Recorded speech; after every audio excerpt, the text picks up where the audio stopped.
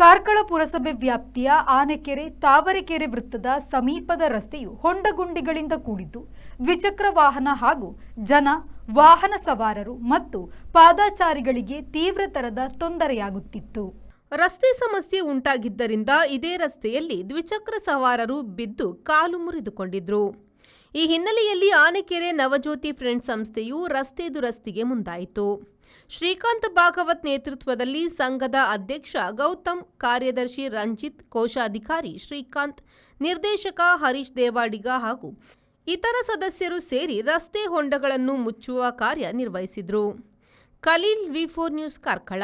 Find your perfect home at Prestige Valley Crest in Central Mangalore on Museum Road, Bijai, Mangalore. Book 1 BHK home starting from 45 lakhs, 2 BHK home starting from 75 lakhs or 3 BHK home starting from 1.05 crores onwards. Relax among 4.75 acres of graceful greenery and 2 high-rise towers with a wide range of amenities like a 22,000 square feet clubhouse, badminton courts, indoor games area and much more. Book your stylish new flat at Prestige Valley Crest today. Phase 1 nearing completion. Visit www.prestigeconstructions.com.